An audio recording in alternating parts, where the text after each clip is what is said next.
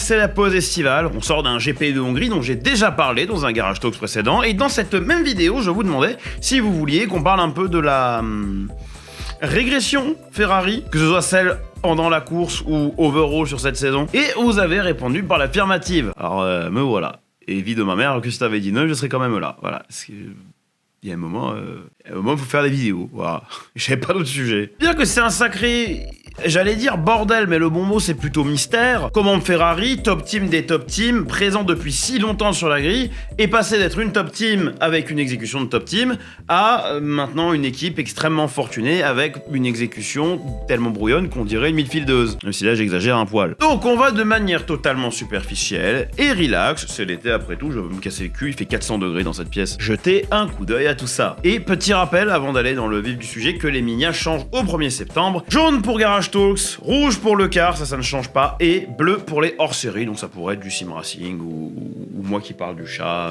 Elle est juste là, elle est hors champ, c'est dommage, vous la voyez pas. Attendez. Elle est pas magnifique, franchement. Bref, je suis Clipidaclip, vous pouvez soutenir la chaîne avec le Super Thanks si vous avez vraiment très envie, avec le Boost, apparemment ça marche bien, ou avec les différents liens affiliés dans la description, notamment le Holy Energy, qui il soutient de fou la chaîne, et vous ressortez un produit cool, donc c'est généralement la meilleure solution pour tout le monde. Bref, bienvenue dans Garage Talks.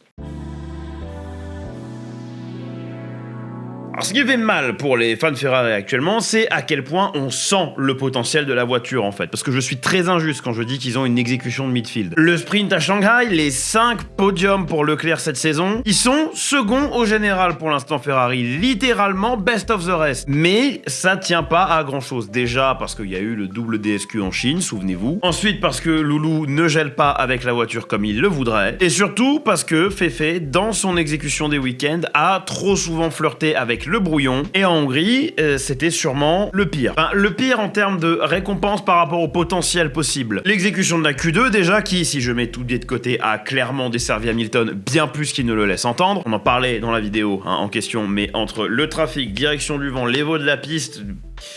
Loulou, il a pas été arrangé. Bon, après, ça arrange encore moins son cas qu'il nous sorte sa narrative du « c'est trop nul, je suis inutile ». Parce que du coup, les grifters jouent dans cette narrative-là, et les gens comme moi qui essayent de faire la part des choses, eh ben on passe pour des suceurs. D'ailleurs, est-ce qu'il faut que je parle bien du GOAT TDB?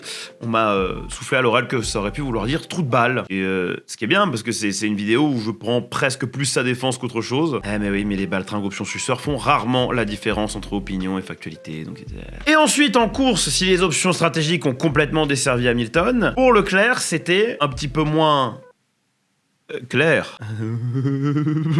Sur le début de la course, il était nettement assez rapide pour garder Piastri en respect. Est-ce que c'est parce que Piastri temporisait ou est-ce que c'est parce que la Ferrari était carrément plus vite? J'ai pas de réponse certaine à vous donner. Ce qui est sûr, c'est que après les arrêts au stand, le rythme pour Leclerc a complètement disparu. Au point où Russell a grappillé 5 secondes sur lui en l'espace de 10 tours. Et justement, Russell a émis une hypothèse, ma foi, fortement intéressante. D'habitude, quand il le dit, je fais pas gaffe parce qu'il le dit trop souvent, mais là, pour une fois, il a peut-être raison. Parce que pour pas changer, Woody de Toy Story, mon grand verre de lait préféré, a insinué que la voiture, il a même pas insinué, il a explicitement dit que la voiture était pas légale ou presque pas légale. Et pour lui donner partiellement raison, c'est vrai que le rythme Ferrari, cette saison, ça a surtout été quand la voiture était claquée au sol. Comme en Chine, par exemple, où du coup elle a été disqualifiée, puisque une voiture claquée au sol, généralement ça sous-entend aussi grosse usure de la planche en bois, qui est plus du tout en bois, mais j'ai pas envie de m'emmerder, la planche en bois qui est sous les voitures là, qui est là entre autres choses pour la garde au sol minimale de la voiture, et il se trouve que si vous avez plus d'un millimètre d'usure dessus, c'est disqualification. Ça se décode 0, parce qu'un millimètre en plus c'est pas grand chose. Mais la Ferrari, avec le bret de suspension qu'elle a reçu à Spa, aurait dû avoir ce problème, à savoir choisir entre une voiture légale ou une voiture rapide. Mais, et ça a été rapporté par à la fois The Race et Motorsport, Fefe avait apparemment en Hongrie une voiture qui avait l'air bien trop basse, que ce soit en qualif ou en début de course. Que ce soit la quantité d'étincelles visibles depuis la caméra embarquée de Piastri ou la garde au sol en qualification qu'on a pu voir sur certaines photos, j'espère les retrouver. Ou tout simplement le fait que la voiture n'ait pas vraiment été influencée par les changements de vent en qualif, pourrait effectivement corroborer, mais comment diable changer une garde au sol au milieu de la course? Parce que vous pouvez pas mettre la voiture sur des jacks et altérer le setup de suspension. La seule chose que vous pouvez faire en général, une fois que la règle du parc fermé est en place, c'est l'angle de l'aileron avant, la pression des pneus. Bah oui. En gros, imaginez que pour compenser la baisse naturelle de hauteur de caisse en course, Ferrari décidait, après chaque pit stop, de mettre des pneumatiques dont la pression est un poil plus élevée. Et ça fait sens avec la perte de rythme de Leclerc en fin de course, parce que si tu altères tôt la pression dans cet effort de rehausser la hauteur de caisse, eh ben tu vas rendre la bagnole presque proprement inconduisible. Alors je suis certain que chez Ferrari, ils ont fait ça dans des limites raisonnables, même si Charles avait pas l'air de penser ça. Mais c'est le genre d'expérience chouette à faire sur... alors je vous recommanderais pas forcément de le faire sur Formula One, mais peut-être sur Assetto ou sur R Factor. Elle est mieux aussi. Foutez la pression au max, allez faire 2 tours, foutez la pression minimum, allez faire 2 tours. Je vous jure, c'est vachement bien pour apprendre à setup ses voitures, de genre juste mettre tous les sliders à l'extrême, faire quelques tours et se dire ah ok ouais non effectivement je vois à quoi ça sert et je vois à quoi ça dessert aussi. Mais tout ça, ce que ça veut dire, c'est qu'en définitive, l'upgrade de suspension, il a pas marché, n'est-ce pas? Bon, le constructeur, il est dans la poche McLaren cette saison, on l'a déjà dit, mais pour la P2 au constructeur, la porte reste ouverte, que ce soit pour Ferrari ou Mercedes. Red Bull... Bon, mathématiquement, ils sont dans le fight pour la P2 championnat, même si techniquement, mathématiquement, les 4 premiers sont encore dans le fight pour la P1 au championnat, vous voyez ce que je veux dire. Et Red Bull, pour qu'ils aillent chercher la P2, je dis pas que c'est impossible, mais ils ont très peu de chances de finir autre chose que 4ème. Il m'en coûte de dire ça. Ouais, si la confiance que Yuki a affichée dans la voiture sur ces 2 derniers week-ends persiste, et que Red Bull produit d'autres upgrades qui peuvent aider à la drivability, à la facilité de conduite de la voiture, il y a un monde où ils peuvent revenir. Mais les efforts demandés sont tels, et à mon humble avis, ils sont en train de se focaliser sur 2026 et là c'est la fin de saison, là ils vont juste serrer les fesses. Pour en revenir à Féfé, il faut comprendre que l'upgrade qu'on a eu en Belgique sur la suspension, il fait suite à un autre upgrade qu'on a eu je crois en Autriche au niveau du sol. Et le combo sol-suspension, il avait pour objectif de pouvoir de nouveau chasser la victoire, de nouveau chasser des pole positions et donc pouvoir perturber la domination McLaren. Bon pour l'instant c'est suboptimal, mais ça marche quand même un tout petit peu. Bon, Leclerc il avait été assez clair sur le package d'upgrade en question, c'est ça fait très peu de différence sur un tour. C'est ça qui est très intéressant comme nuance dans sa phrase, c'est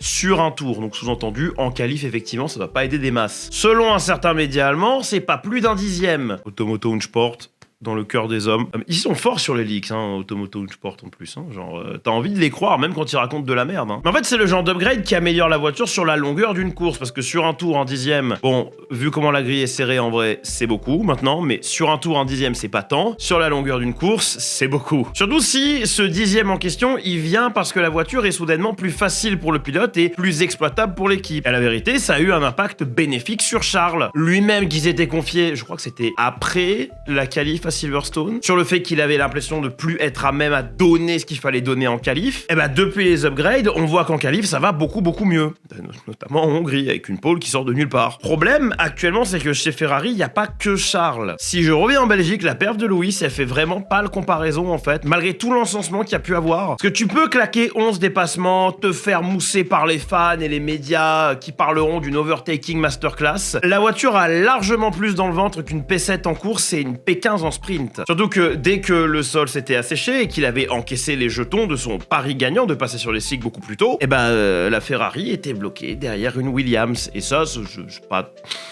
Oh disons, ça te met pas en bon terme avec la Gazzetta dello Sport, Et la macchina che non va, oh Luis è finito, J'espère ne pas avoir écorché ça. Mes amitiés au public italien ou de descendance italienne dont je viens de trucider langage, prononciation, grammaire. Et mes amitiés à tous les fouilles merdes qui en ont marre du multilinguisme ici. Imagine demander à quelqu'un de changer de manière de parler parce que, j'aime bien ton contenu mais j'aime pas comment tu parles. Va avoir des piélos.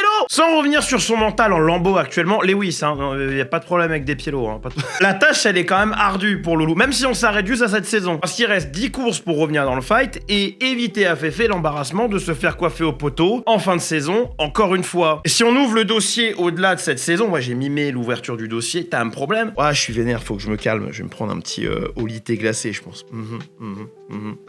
Ouais, j'ai placé le produit au milieu de la vidéo, je sais. Ouais, non, il y a toujours des gens qui skippent l'intro, je le sais, je vois. J'ai des analytics. Faut aussi bosser pour que 2026 soit une réussite. Et ce full reset, parce que c'est pas juste aéro, c'est pas juste moteur, c'est les deux, c'est la meilleure opportunité pour un titre, que ce soit pour Ferrari, pour Loulou, ou pour Charles. Mais c'est surtout, pour Loulou spécifiquement, la meilleure opportunité pour pas finir comme Seb ou comme Fernando. Mon Dieu qui m'en coûte, de pas... Après ça, de toute façon, c'est le paradoxe Ferrari depuis quelques temps. Cette année, non, mais tant pis pour cette année. Mais l'an prochain, c'est leur année. Random, l'an prochain, c'est ton année. La Hongrie est, selon moi, à l'inverse de ce qu'a pensé Charles, et en accord avec ce que pense Vasseur, a la dernière opportunité pour une victoire Ferrari. Même si, il me semble dans la vidéo dernière que j'étais un petit peu plus alarmiste, hein, je farme le référencement, vous m'excuserez, en disant que c'est peut-être leur unique chance de victoire cette saison. À la vérité, non. Si Charles arrive à ressortir de son escarpette, ça se dit pas de son escarpette. Bref, si Charles il a une autre pole position dans son sac, dans ses chaussures, son cartable Batman. Je fais un cartable Batman en maternelle. J'avais aussi un cartable Tom and Jerry à un moment, sans branle. Mais il y a d'autres pistes sur lesquelles cette génération de voitures à effet de sol qui a pas du tout réglé les problèmes d'outwash et donc d'air sale rend difficile le dépassement. Zandvoort, Bakou, Kota, le Qatar, Abu Dhabi, c'est pas des pistes sur lesquelles c'est impossible de doubler. Mais c'est des pistes où maintenant les zones de dépassement sont ultra conçues et on double vraiment très rarement, pour ne pas dire jamais, en dehors de ces zones-là. Ce qui veut dire que ça peut rendre beaucoup plus facile la gestion de la course, et par conséquent, si t'as la pole et que tu l'as conservée au T1, et ben comme la grosse majorité des courses cette saison, tu peux gagner, quoi. Faut voir aussi que, selon Vasseur, les pneus s'étaient pas effondrés en Hongrie sur la voiture de Charles, et que le one-stop aurait été possible si Ferrari était pas obligé de se focal et de répondre à Piastri, parce qu'il pouvait pas en fait utiliser Loulou comme bouclier ou genre lui demander de jouer le jeu de l'équipe. Reste que c'est quand même marrant de voir que les updates faits comme chez Merco finalement soient pas aussi efficaces que voulu au niveau de la suspension. Par contre chez Merco en vrai après c'est peut-être pas très juste de ma part de comparer les deux parce que chez Merco on est sur un modèle de suspension qui a vraiment pas réussi à la voiture et qui a sorti Kimi de sa zone de confiance avec la voiture, donc de moins bons résultats ont suivi. Et en plus Merco, ils ont fait une croix sur les upgrades pour le reste de la saison. Et honnêtement, pour ce qui est de Ferrari, je les vois pas faire une croix sur les upgrades avant Monza. Je pense que justement, ils gardent un dernier truc pour Monza avant de focus sur 2026 au maximum. Et ça, en définitive, ça pourrait leur donner un avantage non négligeable. Surtout que, pour la première fois depuis Dominicali, ils vont avoir un avantage incroyable, un truc qu'ils n'ont pas eu depuis très longtemps maintenant, qui les met enfin à niveau avec Mercedes, et j'aurais pu dire Red Bull si Horner avait pas été viré, de la stabilité. Après, tu me diras, le seul truc stable chez Red Bull, c'était effectivement la structure, quoi. La voiture. Oui, monsieur! Alors que les fouilles-merdes le voyaient déjà ailleurs, Ferrari, en réponse, a carrément juste décidé de sortir un communiqué de presse. On a signé le gars sur plusieurs années, allez vous faire. Ferrari a décidé de montrer son soutien à Vasseur. Pour une bonne raison, c'est que même si Ferrari clown lol, l'équipe va beaucoup mieux sous son joug. J-O-U-G, pas ses joues. Son joue. C'est pas une vanne sur le fait qu'il est joufflu. Même si l'équipe a encore des problèmes à régler, même si l'exécution est encore parfois brouillonne, voire même mauvaise, sous Vasseur, il y a un net mieux. Et c'est peut-être justement parce que malgré les mauvaises passes, malgré les mauvais week-ends, il a su instaurer un calme réaliste qui change de ce qu'on a pu voir sous Binotto et qui rappelle peut-être même ce qu'on a pu voir sous Jean Todt. Et même si l'équipe a encore des problèmes à régler, faut voir que c'est un team principal qui est backé à 100% par ses pilotes. Souvenez-vous des rumeurs qui avaient émergé, je crois que c'était juste avant le GP du Canada, et de comment Loulou et Charles avait rapidement défendu le leader du bateau. À quel point Charles était soulagé en amont de ce week-end en Hongrie de parler de la re-signature de Vasseur. Bon, ça c'est hors script. Charles dans sa vilaine era chez Red Bull ou Mercedes, ça me fait très envie, tu vois. Et genre en tant que scénariste, t'as envie d'écrire des trucs comme ça, tu vois. Déçu de Ferrari, il quitte pour rejoindre le côté obscur de la force et il va claquer titre sur titre. Mais l'histoire la plus romantique, la plus belle à écrire, à mon humble avis, c'est Charles qui gagne en rouge. Et il n'a Dieu que pour ça. Et en backant Vasseur, Ferrari, ils viennent enfin de s'acheter ce qui leur manquait. Non, c'était pas des porte-gobelets, non, c'était pas un SUV hybride électrique, non, c'était bel et bien de la stabilité au sein de leur équipe de Formule 1. Savoir que changer une équipe de l'intérieur, c'est un long, très long chantier parce que, vous savez, en foot, on a l'impression que les managers, ils sont interchangeables, on s'en bat les couilles. Et je pense que quand tu changes justement une pièce ou deux dans une équipe de foot, que tu réorganises juste la compo et que tu t'assures d'un lien plus sain entre les joueurs plutôt que de faire des équipes ta FIFA Ultimate Team là, tu peux d'une année sur l'autre te retrouver avec un chambardement. Mais en Formule 1, c'est pas possible. C'est des structures de plusieurs centaines, plusieurs milliers de personnes. C'était pas, je crois que c'était dans la première saison de Drive to Survive, il y avait une phrase comme ça où genre c'est Martin Blundell qui parlait à Gunther Steiner et qui lui disait vous avez combien d'employés, et il répondait un chiffre ridicule, un tout petit chiffre, chiffres et Blundell le regarde et fait mais chez Merco, ils ont autant d'employés en vacances à tout moment de l'année quoi. Surtout que maintenant les équipes elles doivent rendre compte à des boards corporate aussi et ça c'est J'arrête pas de faire cette vanne, demander à Toyota si c'est une bonne chose, mais aujourd'hui rares sont les équipes qui n'ont pas à répondre à un board corporate, tu vois. Ne serait-ce qu'une ou deux fois par an. Bon, après l'interférence Toyota en 2002, c'était quelque chose d'autre. Il y a toutes les batailles légales aussi qui vont autour des équipes ces derniers temps. Pas moi, regardez Enrico Cardile, qui c'est seulement depuis la semaine dernière, je crois, qu'il peut enfin travailler chez Aston Martin. C'est un ex-employé Ferrari et qu'il y avait eu plein de démêlés autour de ses contrats. Autant Vasseur s'occupe pas forcément de ça de même propre, tu vois. Genre, il doit avoir des avocats, il doit déléguer. Le boulot d'un chef, de toute façon, c'est délégué maintenant. Et ça reste un poids sur les épaules, ce genre de merdier. Et imagine si tu dois rajouter à ça le poids sur les épaules de peut-être que Horner, il va signer chez Ferrari. Une rumeur qui a jamais eu de réelle tangibilité. Autre que Horner avait été saqué de chez Red Bull en tant que team principal. J'aimerais vous rappeler qu'il a encore des liens avec la structure. Mais aussi une rumeur dont le fondement remontait à 2022 parce que à la place de Vasseur, un temps avait été considéré Christian Horner. Par contre, pour sûr, si 2026 est un échec, on va avoir d'autres sons de cloche, à mon humble avis, de la structure Ferrari là. Vraiment, hein, pour Charles, pour Vasseur et pour Loulou aussi dans une certaine mesure, que 2026 amènera ce qu'ils cherchent. Que Ferrari sera au moins dans le coup, en fait. Parce que l'an dernier, quand ils regardent bien, hein, ils étaient vraiment pas loin du titre constructeur. La saison avant ça, ils étaient vraiment pas loin de la P2 constructeur. Coiffé au poteau à la toute dernière course par Mercedes. De 2026, j'en ai marre de parler de 2026. Et 2026, tout le monde l'attend comme le putain de Messi. Tout le monde est en mode non mais ouais, 2026, ça y est, les voitures vont pouvoir se suivre, les écarts vont être fermés. Pas du tout. Peut-être que les voitures pourront suivre, j'en serais très heureux, mais le règlement 2026, il va pas changer les problèmes fondamentaux qu'on a actuellement avec le sport. On va avoir des écarts beaucoup plus larges, parce que justement, tout le monde peut foirer sa formule moteur. On va avoir beaucoup moins de finishers, à mon humble avis, parce que souvenez-vous de 2014. Hein. Comme en plus la FIA veut déjà en 2030 bouger la formule moteur vers moins d'hybride et full thermique, pas une mauvaise chose en soi, mais ouais, ma vidéo sur le règlement technique, elle est enregistrée, elle est tournée, genre parce que ça se voit peut-être, hein, j'ai le même t-shirt. Après, j'ai tout le temps le même t-shirt, hein, basiquement. Je suis vraiment un personnage de dessin animé. J'ai 4 ou 5 fois les mêmes t-shirts parce qu'ils sont confortables et que j'aime bien le look. Mais ouais, la vidéo sur mon règlement technique à moi, elle est déjà enregistrée, elle arrive bientôt. Normalement, la même semaine où vous voyez ça. Normalement. Je touche du bois. Et je me fais pas d'illusions par contre sur le fait qu'un gros reset comme ça va créer des écarts, ça va créer des équipes qui vont pouvoir se barrer avec un titre quasi gratos et des équipes qui seront avec leur nez dans l'urine du tapis à se demander putain comment on a pu se chier sur les cuisses à ce point-là. Et justement, peut-être que pour Vasseur, ce reset là à ce moment précis, ça pourrait être parfait. Bon endroit, bon moment. Depuis 1 an et demi maintenant, les sons de cloche, c'est Merco est en avance. Donc ils vont tout péter, comme en 2014. Honda arrive pas à développer un moteur, alors que ça vient d'une erreur de traduction. Red Bull, c'est de la merde parce qu'il y a Ford qui est impliqué. Bon, ça, il y a que moi qui le dis. Audi, il s'était pas rendu compte du challenge, en fait, c'est v'là trop dur. Ouais, le groupe Volkswagen, ils ont jamais fait de désinformation autour de leur moteur. Jamais.